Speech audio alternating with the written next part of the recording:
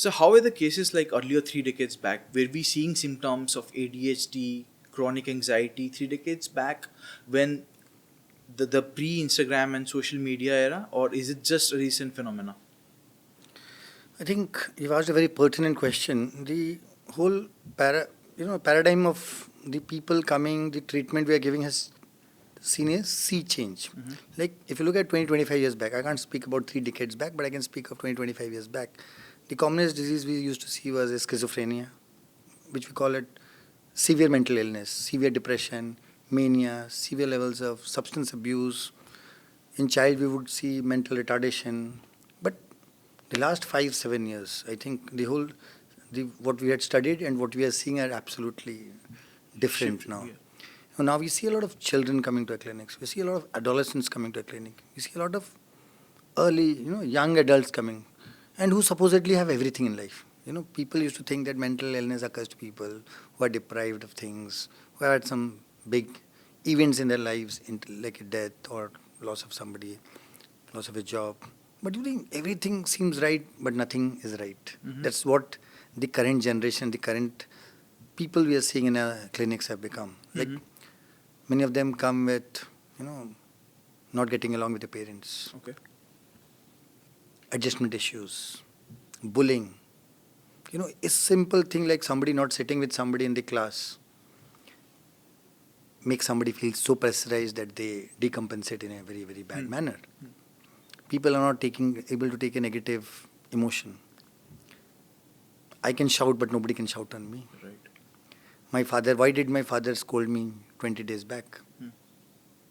Why did my mother slap me when I was a 3-year-old kid? One event, one incident that keeps on reverberating in the minds. Relationship issues, You mean intrusive thoughts? Yeah, Okay. that keeps on coming. Relationship issues. Like when I was reading in college, when I was an MBBS student, we used to remember people that yes, uska breakup hua tha. Now we remember people, यार दोनों का relationship और दोनों शादी कर लिए. You get the point. Right. How it has changed. Yes. Now, Instagram was never an issue. Mm-hmm. Why did my boyfriend like that photo of hers? Get the point? Mm. That is a source of a tussle. Social media, and not just what you are doing in social media, but how much time you're spending on social media. We used to get people who were addicted to alcohol. Now we're getting people who are addicted to their smartphones. Yeah. To the point, people are telling that I would rather have a broken bone than a broken phone. Interesting, yeah. You get the point? If you every 2 minutes, 30 seconds, 1 minute, it just changes. If you don't look at your phone, you feel so disturbed. Right. For us, if you are given a chance not to look at the phone, we'll be happy. But that's what phones have done to our lives. Right. An average youngster or teenager scans through at least 450 reels in 3 hours a day. What do you think of this number? And we superficially we know that it does harm to memory and cognitive skills and affects our academic and professional life. But from purely medical point of view, what does it do to our brain? Now you've asked a very, very important question. Why it's important? Because it is the mechanism by which the social media, people get you to be hooked to the phone. It's not that I am doing it consciously. It's a subconscious. If you have give me 1 or 2 minutes, I'll explain you the whole model on which how it works. Please do. Thank you so much. Yeah. So what happens is we have a point in the brain known as the nucleus accumbens. Okay. It's a little technical. So whenever we do something which we feel good, like we eat, somebody wants to be a player, he plays, he kicks a ball, somebody watches sports, somebody eats something, there's a release of dopamine. It's a feel-good hormone in the brain. You feel good. Yeah. Now if you look at man or a human, they like to be connected. Connectedness is one of the major issues with men. With the change in time, people are now getting connected over the phone. So the very basic purpose of phone was to get us connected. Like if you look at 5 years, 7 years back, we used to get connected to our old friends who were, 10 years back you had met. Family who is somebody is in US, somebody is Delhi. You are in a group, you saw a photo, you liked it. Yeah. Along with that, the reels came. Then you just started scrolling. it is not related to your happiness because you had never seen a reel before. Yes. So the reel came into your existence. And it did not let you release dopamine. But what happened is the scrolling became an Habit. habit. Yeah. And once in a while you'll see a reel which will give you The dopamine rush. dopamine. Yeah. Like you watch a sports. Like Right. I am a football freak, so if I watch Messi, I watch a game of Barcelona. If I am a Odisha FC fan, I see a Odisha match, I feel good. Okay. So for every good reel, I have to see another 10 to 15 reels. And this frequency gradually releases because dopamine is something which is metabolized very fast. So the brain now wants dopamine regularly. So now I need to Scroll further. scroll further and further, Right, more right. and more. Right. So ultimately it becomes a habit Right. from which I'm not able to get out. So 450, 500 reels is the basic normal thing which somebody is doing nowadays. So the doom scrolling that we call term it these days, doom scrolling. People feel guilty about it. I have read a recent report that suggests that 65% of the people who Instagram's doom scrolling, they feel sadness and guilt as a result of it. And ADHD has been exaggerated by it. The doom scrolling and the invent of Instagram Reels has kind of compounded it. Now I'll not talk about ADHD. ADHD is a diagnosis. I will talk about attention span. Yes. If you look at attention span over the passage of time, the best attention span was of people who were born before 1945. Okay. So gradually the attention span has been reducing and reducing and reducing. So whenever a parent comes to me telling me that my child has ADHD, I just try to look at the history of the consumption of social media. Like now just look at a child. Give him a pen to write or a pencil to write. He won't be able to write anything. But give him a mobile. He or she can scroll through anything. Even a 6-year-old kid can scroll through reels. Just see the motion. The first motoric movement the child learns now is this. That's right. Scrolling. You get the point? We as a parent, we as guardians, we as teachers are now telling the child or making the correlation between the phone, the social media and the brain dopamine. Okay. It's not related to hearing a nursery song, playing with somebody else. It's more. The mother's lullaby. Yes. So the mother is busy, father is busy, child is crying, hand him a smartphone. So why do we blame our children for that? How do they know? My father would give me a ball to play. I gave my child a phone to play. And now we are telling that what the ball was doing to me, the phone is not doing the same to the child. Exactly. Since attention and attention span cannot be nailed down objectively, we do not have a clear definition of what attention and attention spans look like. How difficult does it become for doctors and psychiatrists like you to exactly kind of determine what stage of mental illness is that person in? First of all, let us try to look at we'll go in a spectrum actually. Okay. Let us not go to the final diagnosis. Okay. So what's happening is actually the attention span of the child is gradually reducing. He or she requires, first of all, let us understand what is ADHD. Yes. In ADHD, there is a loss of internal stimulus inside the body. So the brain tries to find stimulus outside. So he'll go to one task, he'll go to another task, he'll go to another task. Nothing is completed. Yes. He becomes hyperactive because he's going from one place to another, one thing to another. The brain is, at one sense, there is no, continuation of the attention. It's not unidirectional. It cannot persist. Yes. And it is disruptive. Right. And these children also become very impulsive. They want something, they want something. Exactly. So what actually this social media or the phone is doing to them is exactly doing the same thing. So whenever a child comes, then a parent comes to us that my child has ADHD or autistic, again they become autistic because they are only focused on one thing. That is a repetition of one thing. So people tell my child has autism, my child has autism. First of all, we need to gradually wean out whether it is the mobile induced or it is actually an inherent ADHD or an inherent. So what happens is, first of all, we need to take care of the social media because it is no fun and no use to jump to something. First of all, we need to take care of the things that might be exaggerating or inducing those things. So first we need to, and I tell the parents, you start connecting socially to a child. Right. Gradual reduction of the mobile use. We cannot make it shut the mobile and throw it out. We don't do that. We tell them be gradual. Suppose you think your child needs 45 minutes of mobile, and at 35 minutes tell you, please give me my mobile. Because if you snatch it, there will be a reaction which sometimes becomes very dangerous. Right. But the moment you tell that time to shut down and then give them 10 more minutes, the bargaining is very important. So we gradually do that. And many times, significant improvement we have seen in the attention span, in the hyperactivity, in the impulsivity of children who have ADHD. As it is, children are not playing nowadays.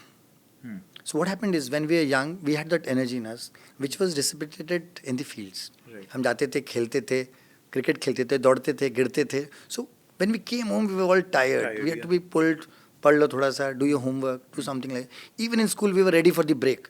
घंटी बजता था, हम दौड़ते थे खेलने के लिए. Tiffin कहाँ? You just understand. We used to go to school 45 minutes early so that we could play 30 minutes. So that phase is now people are only with they go last to the class because inside the school you cannot use your mobile. So the last message, the last notification is read and घंटी बजता अंदर घुसते हैं हम लोग. और जैसे ही निकलते हैं पहला चीज़ बैग से निकालते हैं the mobile. So the brain has been captured by the phone. And there are data scientists, there are psychologists, there are neurologists, the people, the whole detox, Digital detox, the digital tech companies as well, yes. That is not there anymore. It's just a digital overload. What are the coping mechanisms? It's not that phones are only a dangerous thing. There are a lot of things which also help. Again, for ADHD, there are a lot of softwares available in the mobiles. Oh, I see. So sometimes it is not the mobile that is the problem. It is what you are seeing on the mobile that is the problem. Like somebody is, suppose you are in a profession where you are scrolling YouTube. It's productive. But if it becomes counterproductive or it reduces the productivity, like at a specific stage in my life, I should be doing this. But if I'm only caught in my mobile, there's loss of productivity. So the question, what you're asking is, how do you cope with ADHD? ADHD, again, you need to be very, very careful about people with ADHD. Because what happens is, in the class, nobody wants to take them in their class. None of the children want to be with them because they are disruptive. They shout. So I appreciate schools which actually allow ADHD children to play. So there's a multimodal approach to ADHD. Again, ADHD, we give medications that improves them significantly. In the class, we talk to the teachers. Like if a class is of 40 minutes, let's take an average class is of 40-45 minutes. We tell the teacher to give the children a break every 15 minutes. Okay. So 15 minutes over, please go, run around for 1 minute and come back.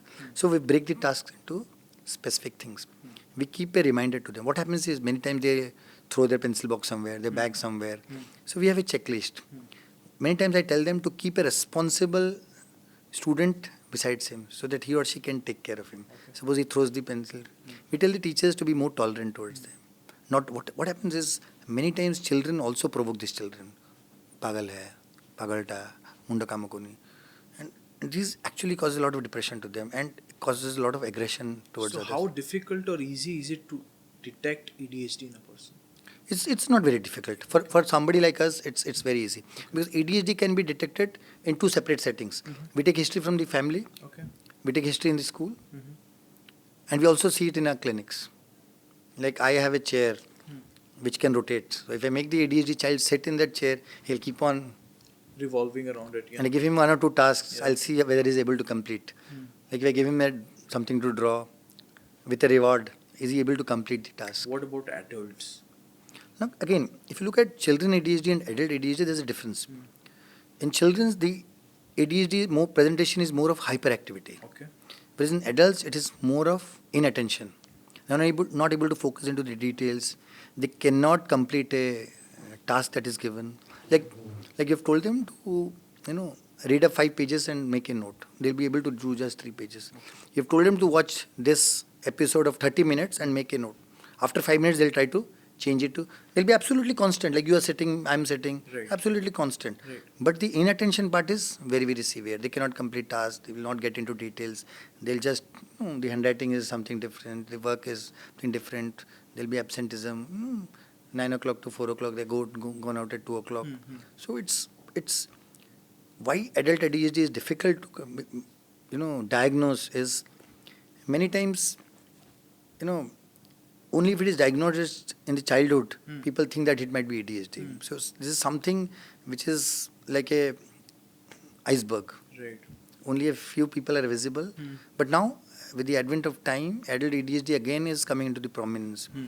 So it's not that significant in terms of getting them on track. If once somebody tells, like you are the boss and you see somebody is absolutely fine, but when it comes to tasks, when it comes to detailing, when it comes to completion of any work that is given, when it is a checklist you have given, it's not being completed, you can easily talk to us and we can take care of somebody having adult ADHD. So we have seen a lot of instances where people with a great salary, a great family, a great societal support face instances of nihilism, existentialism. How do we combat that? Because this is dangerous at a very core level, is what I think. I mean, it's a tough question. Why it's tough is every 10th child I see. I'll tell you a very, very beautiful example of a child. This is a 3.5-year-old child who came to me with their grandparents. Peak of COVID. Because in the COVID, I was working every day. He was not eating anything. Okay. It was the 8th day, he had not eaten anything. I asked, why are you not eating? He told, ultimately, sir, I had to die. A 3.5-year-old child is telling, why should I eat?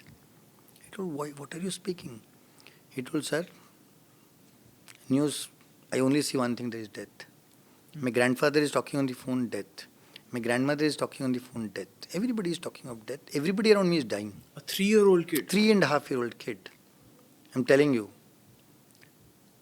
why should I eat if I have to die? Ultimately, I'm going to die. I'm talking about a 3.5-year-old kid. Thankfully, the grandparents and parents accepted to the fact that we can start medication. I told either we hospitalized, again hospitalization, it was peak of COVID, it was tough for us. So we took a decision and we started on antidepressants. My youngest patient is a 3.5-year-old kid. Oh my goodness, okay. And fortunately in 3 months this, and he told them, please don't discuss, talk positive now, don't read news, don't read WhatsApp now, just get out of that mold. If I have to die, I have to die. Why will I die before I die? Let me live till I die. So we explained to them what to do, the behavioral changes we made, the positive discussions, because a 3.5-year child is a nascent child. He can immediately be diverted. It doesn't take much time. But what happens when a 15-year-old child comes to us? Sir, why should I live? Everybody dies. Little less tougher. Again, when you go to when your mother serves you food, does she serve you achar or papad because there is no rice or dal? No. We need a wholesome meal. So what happens is, medicines are plentifully available. It's the stigma attached to medications. It is the stigma attached to you being labeled as a psychiatric patient. It is the stigma that arises out of, first of all, ignorance. Number two, lot of misinformation is going around. That for every disease you need lifelong medications. Now what happens is actually, the medicine stores are thriving on these things. Like if you come to me, you tell doctor, I'm not feeling like this, I'm feeling like this. I diagnosed you as a case of anxiety or depression. This is a specific time period for which I will treat you. Exactly. It's 8 to 9 months or 6 months or a year. Right. But what happens is, like if you construct a house, the amount of cement required for the floor, the amount of cement required for the ceiling, and they also different. So in the different phases of treatment, we have different doses of treatment of a medication or a couple of medications.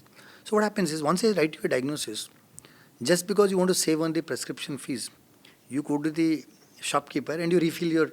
So what happens is, gradually you become addicted to a medication which we would have taken you out. Yes. And that goes on for years, and that is where the stigma arises. So there is treatment.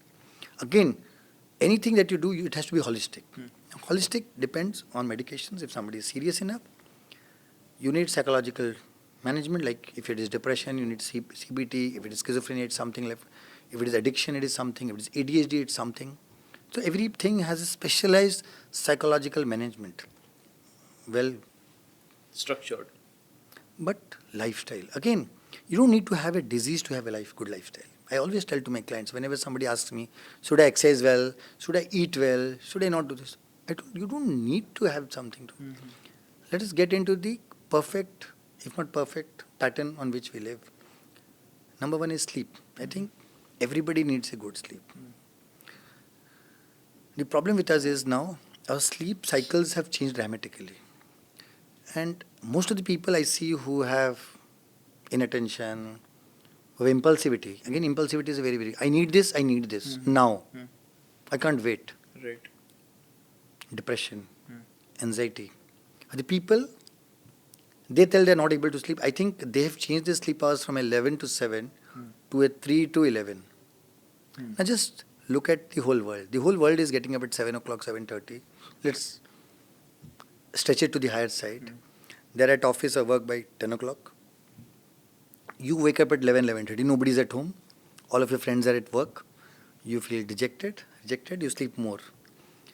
And that's a cycle from which you are not able to get out. So you sleep at 3, 4, you get up at 12 o'clock, your whole day is gone. The body's regenerative process occurs from 11 o'clock to 6 o'clock. Okay. That's where all the tissues damaged, that has been damaged. Your brain hormones, all the good hormones work together.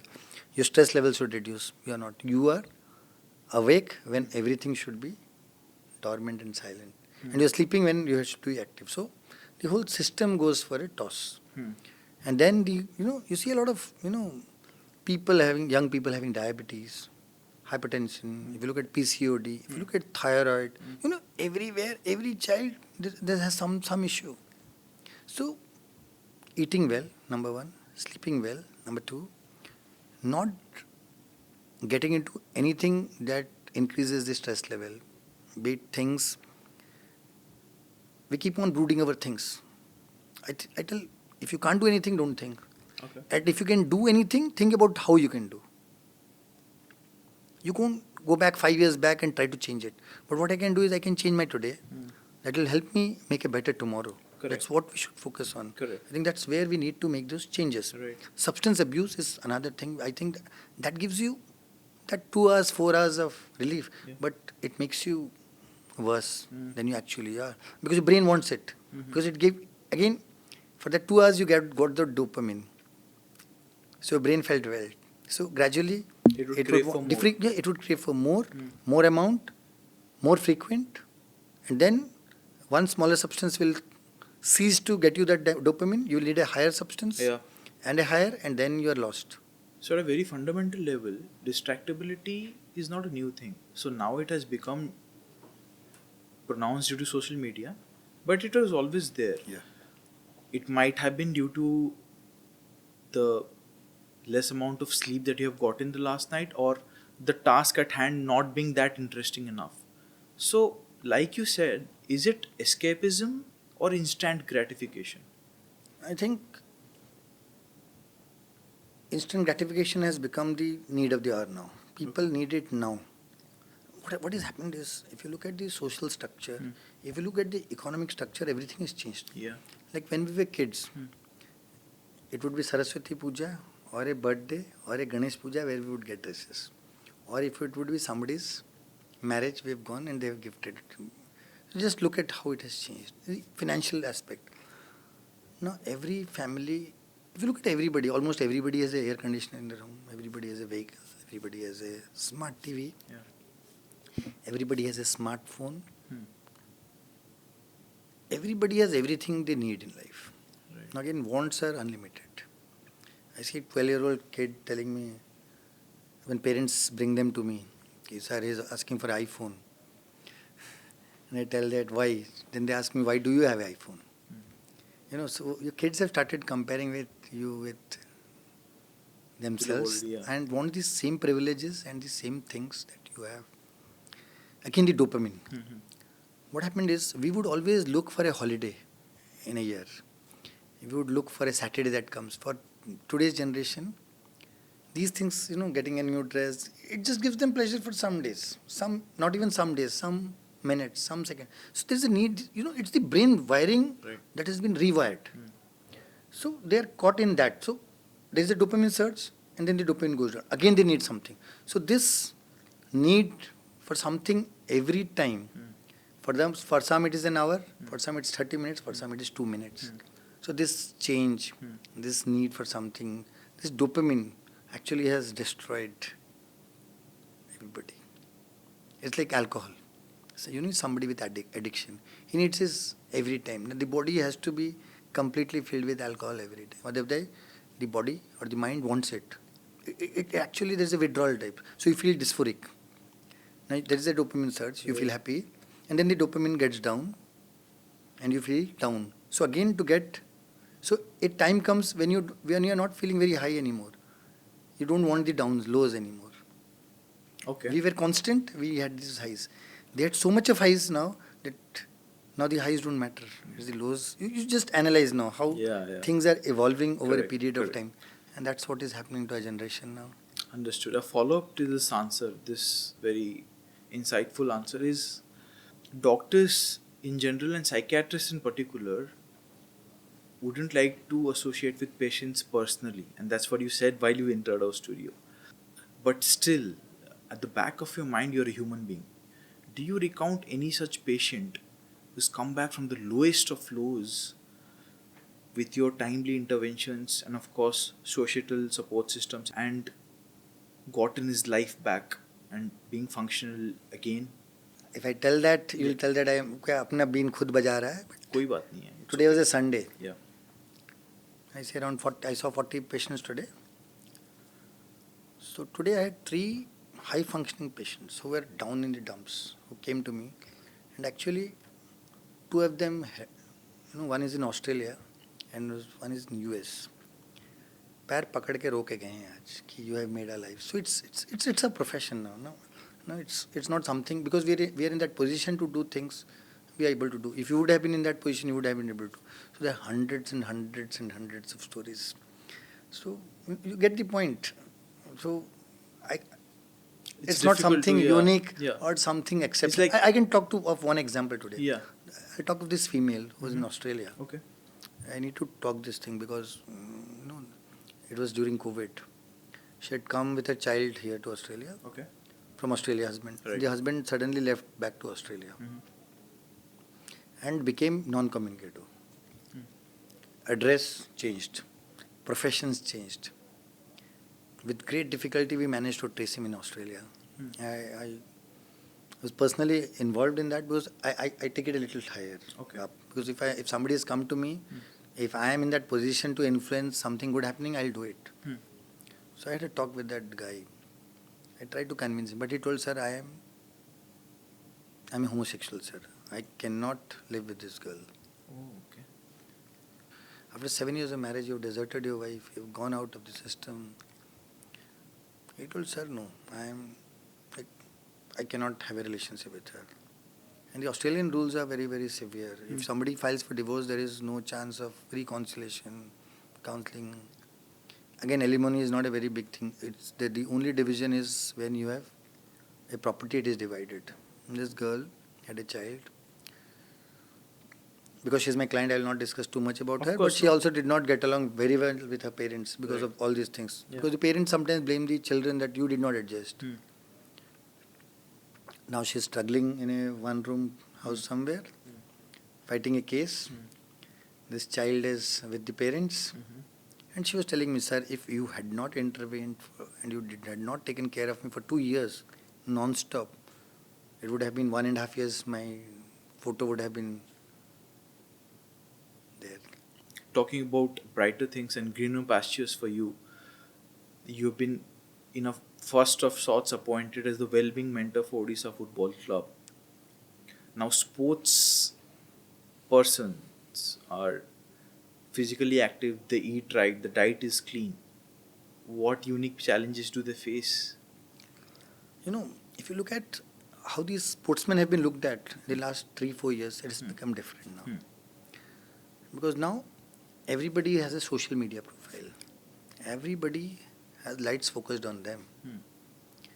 A good act or just look at, let us analyze Virat Kohli's life. Okay. How can somebody who had everything, he married one of the top heroines of the country, the highest paid sportsman in India, highest Insta followers, RCB, anything good you associate, advertisements, money, everything what you would have not even dreamt. Why did he become depressed? It is the constant media attention. It is the constant, pressure to be at your peak. You're not allowed to fail. Exactly. You're not allowed to fail. If you fail, they'll just degrade you like anything. So with time, the highs don't give you high anymore. That's what I was telling you. It's the lows that give. You don't want to be there. Yes, yes. What happened to Virat Kohli? Again, if you analyze, Yeah. he liked the adulation. He liked the crowd asking for his autograph. Now he's running away to England, where he does not want anything. Absolute seclusion. You understand? Yes. He doesn't want the chaos. He Yeah. doesn't want, what he was craving for, what he had worked hard for. Now he's shunned everything and gone. Because he understood that this is life. This is not life. He made that wave. He made that craze. He came to Insta. He did all these things. And then, so he was not comfortable with, because he was doing something which he never wanted. He thought this would give him happiness, but that never gave him happiness. Sportsmen, if you look at sportsmen now. Yeah. Now, suppose I'm injured. Yeah. Now we are a team of 17 Yeah. or 18. Yeah. I've just got into the team. Okay. I'll just give you an example. Yeah. And I'm playing and I got injured. And you got a chance and you played very well. I'm out. I'm out. Yeah. Suppose you look at something like football, which is a contact sports where you have a lot of injury. Injuries. You have been injured. Because you have injured, you lost your contract. Because you lost your contract, you lost your girlfriend. Because It's got a cascading effect. now you Yes. got back to the team. Yeah. Now, if front line player is going ahead, will you go for a dive? If you go for a dive, you will hurt your knee again and you will again go back. That thought process. Okay. You have been dropped. What will happen? So how do you deal with these insecurities of these players after? Now, I have seen players who have not been they are in the team, but they are not been playing, going into addictions. I've seen people who think they have an injury and are not able to play. Okay. So it's generally when the coaches. It's not that Odisha FC I work. I've also worked with a little bit of Hockey India. I've also with a lot of athletes. I've also worked with retired cricketers. Okay. Because I always wanted to be a part of sports. I got into this. First of all, I tell myself I am not somebody who is there to motivate them to play better. Right. Absolutely. My work is to take care of the mental health. To be in the right space when they go there. They're not thinking of, they're playing for India, they're not thinking of myself, what will happen. It's the focus, it's like the soldier. I have to take a bullet to protect the army, 1,000 yeah, people. yeah. It's like just like that. That's what we tell. So somewhere I take care of their, personal issues because they are staying away from home for 6 months, 8 months, 10 months. So there is a loss of connectedness. Yes. So I teach them how to be better connected. It's because there were times when we never had a phone and my father was working somewhere with mother. That never, deteriorated the, connectedness or the relationship between both of them. So it's not always that you can, we teach them how to cope with stress, how to cope with injuries. And if somebody is very, very depressed and somebody is not able to work, we also prescribe medications for them. We give them therapies. Sometimes I take them out also. Let's have some fun. Okay. Let's sit down together. Many times I tell to the coach also, this player needs A little bit of more attention. Yeah. more attention, more care. Yeah. And the coaches also, our coach here is a very brilliant coach. He takes care of as a family. So, I also look after the female team. Females have different issues. Females have different issues. Males have different issues. Yeah. But yes, I'll be frank enough to tell that we have been able to give back a lot of players in a much better frame of mind and with much better performance. Right. In today's days, parents being the decision makers, if you were to dispel two most common misconceptions about mental health, what would they be? Breaking the stigma. And this is specifically addressed to parents, not the teens or Well, adolescents. first of all, let me tell you one thing. The most toughest job in the world nowadays is parenting. Damned if you do, damned if you don't. Be it discipline, be it limit settings, be it boundaries. So, two things I'll tell. That it is not, somewhere how you communicate with your children is very important. If your child comes out with mental health issues, is something different. And if you're not able to handle it, don't trivialize it. It's time you took them to a mental health specialist, expert. Be it a clinical psychologist, be it a psychiatrist. Somebody who can actually, understand the Zen Z. The mindset is different. You can't tell that in my time this was right, so it is right for you. No. You need to understand what is the social media platforms people are using, what are the thought processes, what are the songs they are hearing. You cannot just tell that why are you listening to the F word in a song, because it's there in every song. What you need to do is you need to sit with them and sing, hear the same songs. What you need to do is, if somebody needs attention, because we lost a lot of children because the parents have told that kuch nahi hai. If he's talking of suicide, it is just a pretense. Even if it's a pretense, please bring them to us. We'll teach the children how to put forth their demand in a better manner. If a child is cutting his hands, taking to tablets, it might be that the child has no other ways to express his or her emotions. If the child is throwing around, it might be you who has been throwing around when you are angry. If the child is shouting, so the myths I will tell is that even if you give everything, your child might have a mental illness. And just because somebody has a mental illness,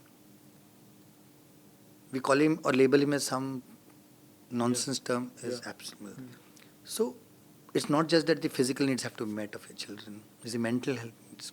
You need to keep your child with a little bit of emotional reserves, so that if there's any overwhelming incident that occurs, suddenly something happens in the class, the results are not going the way you want. He had a breakup with his girlfriend. Anything can happen. What happens if it is full? Anything happens, he will decompensate, he'll do something. But there's a little bit of reserve in him. Something happens, he has something to bank on. That's why I call building up the emotional reserves are very important. Yes. Keeping it a little bit. So there is anything, there's space for the child to just decompensate and not create any issues for himself or society or the family at large.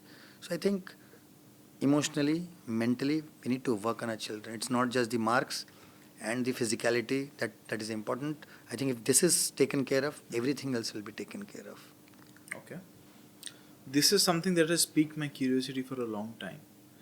Now, leading psychiatrists and experts who are trained to deal with the mind, young, old, alike, how do they take care of their mental health? What does Dr. Amrit Padjoshi in his routine do to take care of his mental health, to stay in shape, to be at the top of his performance? Every high functioning individual asks me, sir, how do you manage all these things? When I'm a professional. Now, professionally, when you come to me, I have to be at my peak of my emotionality. And many times I also feel, I'm being very honest here today. Yeah. Many times people find that I'm casual. Many times. And I'm honest here. In a podcast, I'm telling you this. But I tell them that I'm not casual. I'm not that doctor who will tell them, oh, it's like this, you're going to die, something like this. I'm not. I won't, because you have come with hyper anxiety. If the doctor also gives you more anxiety, so I'm very casual. Okay, this is happening. Let's relax. Let's cool down. So what is happening is, at that moment, I'm absolutely into it. But once you go out, I'm absolutely out of it. I have learned how to dissociate. So I tell everybody around me, when you work from 9 to 6, the moment you come out of your office should be your happiest time. So if I work from 9 to 10, when I come back home, I'm at my liveliest best. You tell me, let's go out, let's do this. For that, you need to enjoy your work. You need to have something on which you can fall back on. Like I have sports. Okay. What are they? Like I play football. Okay. I play cricket. I play a little bit of volleyball. I play a little bit of badminton. When I'm stressed out, and there are days when you're stressed out, when you're not feeling good, Right. when you feel low, I go to a place where nobody, I go to a very noisy place where I can be silent. When you are in a silent place, there's no stimulus outside, so your brain keeps on working. Right. But when you are in a noisy place, your brain can easily be silent. Shut down, yeah. People think it's the reverse. Yes. I tend to relax I go to a pub. I don't drink, I don't smoke, I don't drink tea also, but I go to a pub. I go to it where everybody is enjoying, everybody is shouting, there's a lot of noise. I stand in a corner holding my juice and I just see the crowd around me and I just relax. Or I go to gym and I work out 15 minutes more. Okay. So when you are physically tired, mentally you become relaxed. Now I will relate a very personal anecdote that Amrit Padjoshi has to address to his patients who've already come to his clinic. So a lot of my friends and cousins have already been to the clinic, and they say that whenever they're describing their problems to you, you seem very casual. Although the intervention have been successful, but whenever they're explaining their problems, if it be it anxiety or ADHD, whatever it is, whatever mental situation it is, uh, they say that हाँ वो बस सुनते हैं और medicine लिख देते हैं. But it works. But at that point of time when we kind of need someone to hear us, he seems a little casual. What would be your message to all those people who, like you said that? I tell to my friends also, I choose my patients. My patients don't choose me. Exactly. Like I'm not an agony aunt.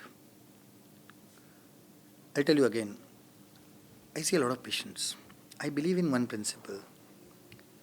I do a good to a larger segment of people than to few people. Now, if I start giving 30 minutes to every patient who comes to me, I'll have to make the charges 3 times, 5 times more. Because I have to earn money also. Because 30% of the patients I see are free of cost. 10% I pay. 60% pay to me. I don't write investigations. I don't sell medications. I don't do interventions. Correct. My system has to run. Correct. Now, if you have come to with a problem to me, I have to give you the solution. Hearing out, yes, I have a clinical psychologist who hears you out. I also hear you out. I'm seeing you the time you enter my clinic. I have my CCTVs. Yes. I'm watching you. I'm Yes. observing you. That's the process I wanted to know. Yes. I am observing. Yeah. I'm seeing you. I have algorithms in my brain. Right. I have algorithms in my brain. Right. The moment somebody like you comes in, Yeah. I understand that this is a 25 or 28-year-old male. Oh. Why will he come in into my clinic? He looks well dressed. Means there is no issue with his finances. Maybe he must have lost his job. Maybe he has problems with his girlfriend. Maybe, the algorithms are set. Okay. It's with experience. It's with education. Muscle memory. It's a supercomputer. Yeah. You can't tell that it's a calculator. Correct. And I need to type for 30 minutes to get a output out. I make mistakes. Everybody makes mistakes. The books tell that anybody who comes, there's a 60% chance of recovery. We give 90-95% chance. If you want time, I tell to people, there's a lot of psychiatrists available. Because I can't. Because that is not what I'm trying to do. I listen. It doesn't mean that I'm not listening. But you cannot listen to, what happens in anxiety is they want that reassurance. That yes, they tell 10 times. They want that reassurance. And once you reassure them, they want more reassurance. It's addiction. So many times, deliberately, I'm cold. I will just wait. Sometimes suppose if my child, there's a behavioral issues, I tend to ignore. Somebody will tell that he's hard-coded. No, I'm the softest man available here. If a patient is distressed, I cry. But I don't have to show it. I will be very casual in front of you. That's the mukhota we have to wear. It's not that we are not emotional. It's not that we are not sensitive. Yes, everything is there, but we need to. And what happens is over a period of time, it depends on the hour. Suppose at 8 o'clock in the night you come after I've seen 90 patients. Sometimes your battery also goes a little down. Phone calls, WhatsApp. Suppose you give me a call. Dr. Amrit, I'm having this. I can't recognize you. I can't identify you. I tell, okay, you send me the message in the WhatsApp. They want me to see it immediately, even if I'm talking to you, if I'm seeing a serious patient. So I have to immediately give them the response. So what happens is, that creates a little bit of fatigue. And I told you, I am also guilty of sometimes appearing a little casual. So, we are not perfect. But yes, I get feedbacks like this, I tend to improve myself. What made you choose psychiatry, one? And secondly, what was that defining moment in your probably 3 decades of career? Again, I'll tell you, I had to go back a little. Sure. 10th class. Yes, please. I shifted to Bhubaneswar. My father was in a transferable job. Very honest officer, so he was constantly being transferred. But plus 2, I came here. So I told, I want to be either a lawyer or a civil servant. So I told, I'll take arts or commerce. So my mother told me, you take science. And after plus 2, you change. Then my brother was preparing for his engineering. So my mother told me, why don't you go to the coaching institute? I told, no, I don't want to be. I have no such profession. He told, go and see. So when I went, near my house, I told, chalo, let me join. So when I joined, already the coaching class had started for 2 to 3 months. I told mom told me, take engineering, medical both. Okay. Okay. They are paying. Yeah. So I took engineering medical. When I entered the coaching, had already been 2-3 months, and I was new to Bhubaneswar. You know Bhubaneswar, we studied in Rourkela and Jaipur. Coming from Jaipur to Bhubaneswar, Koraput, Jaipur. yeah, Okay. it's a big shift. Yeah. Here, there were, seeing a car was a big thing. Hmm. Here, not seeing a car was a big thing. Hmm. Everything was different. New school, new place, new friends. Everything is left. I developed anxiety here. Hmm. So one day, 2 months after, and the teachers would always focus on the people who were there. I was new. I didn't know anything. So I was struggling. And then one day the results of the JE came. Old batch. Yeah. So everybody was standing. I told 2 years, we had a 2 years course. After 2 years, my photo will be there. So all my batchmates laughed at me. You made a prediction. I told I'll be there. Okay. When I was just going, my mother whispered in my ears that if you get in SCB, take SCB. Because if you go to Berhampur, you'll always be your father's son. Oh, okay. If you want to make your own identity, go to SCB. Yeah. So I went, I got SCB Medical College. I joined SCB Medical College. So everybody asked me why you joined SCB. I told I did not get in MKCG. When I were there, 70 seats were available in MKCG. So everybody fell for that because there was no computers that time or something. Right. So anyway, I had to join medical. But I was never interested in, Psychiatry. No, in medicine. In medicine as well. Because I would never be able to handle death. I was never able to see a death. I would never, death for me was a horrible thing. Yeah. If somebody dies, I would not be able to sleep for 7 days, 8 days. And that was the type of person I was. Operations, cutting. But then with time I realized that mind is the strongest thing in this world. I thought if the brain works best, the body is just secondary to the brain. And I thought that if I have to continue medical, I will take psychiatry as the subject. That was the point. As the only person, I remember one day all my teachers were asking, किसको कौन सा subject में PG करना है? So I raised my hands. Psychiatry, everybody tells psychiatry lega tu pagal ho jayega. So I told my teacher, sir, you took gynec. Did you ever become pregnant? I asked my sir, you didn't become pregnant, so how will I become pagal? Because at that time there was a lot of stigma. The psychiatrists were like this. So I thought, let me take psychiatry. But I did not compromise on where I will study. I told if I have to choose psychiatry, I have to study at the best place possible. I struggled a lot. I worked very hard. NIMANS and CIP are the top 2 places in the country. I did my DPM, SR shape, then MD. By the time I came back, then I had offers from outside, Australia, UK. I told no. I have to come back to Odisha. I have to change the way people look at mental health. I have to create awareness. I have to reduce the stigma. I have to raise the bar of treatment. I can send back normal people back to society. I am not just taking out people from society. I have to give them back to society. And that's where I came into the picture. I had a lot of struggle initially here. A lot of people, I'm a little aggressive man in terms of my treatment, in terms of my attitude. People think I have an attitude problem. People think I'm arrogant. People think but no, it's my passion that makes me sound arrogant. I thought that of every profession, the psychiatrist and the psychiatric professions were at the lowest end of the table. Okay. Doctors will tell, why are you taking these medications? I started a movement against this. I started confronting doctors.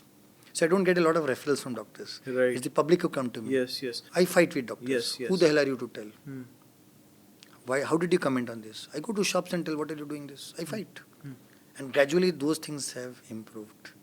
The doctors who were resisting us now are sending the children to us for treatment.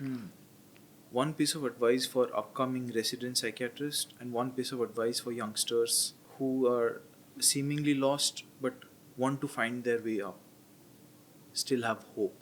For the young resident psychiatrist, I would always tell you that if you want to take psychiatry, it should be a passion. Number 2, if you're looking at psychiatry as a means of earning money, no. But I'll tell you again, there is no fulfilling subject than psychiatry. There is a lot of connectedness, a lot of empathy, a lot of things you need in your life to be a psychiatrist. But remember, it is the best profession. I always tell to people, it is the best profession. You are a doctor, you are a parent, you are a teacher. You have different roles when children come to you, when clients come to you. You are a son to someone, you are a father to someone, you are a friend to someone. Just don't be in a relation with someone who's your patient. To the What young would be your generation. 2 cents to the people who are struggling and but still have hope about coming back? Life is all about hope. Yeah. I'm sitting here with hope that I can make a change to 100 people who look at me. He's here with a hope that with his endeavor he can do something. We all have hope. If you have hope, you can do anything. Listen, anybody who goes out on a journey will be lost somewhere. Until it's a very planned journey. The road is made, there are barricades, you are sitting on a chair and somebody is pulling you. But if you really want to explore yourself, if you really want to know what you are, if you really want to be what you are, you need to explore. And once you explore, you will get lost. But GPS is everywhere. There are a lot of things, there are a lot of people around you who are taking care of you. There are a lot of people to whom you can reach out. We are there, your parents are there. But what I tell you is just stay connected. Understand that after every disappointment, there is something big coming up. Every person who is lost will be found. Every person who has been found has been lost. That's what I always tell to people. So believe in yourself, believing in the system, keep on doing your work. Don't look at the results. Results will come automatically and will be bigger than what you think. Just focus on discipline and hard work. That's it. Thank you so much, Dr. Amrit. It was a delight to have you on our Journey podcast. Thank you so much. It was a pleasure interacting with you.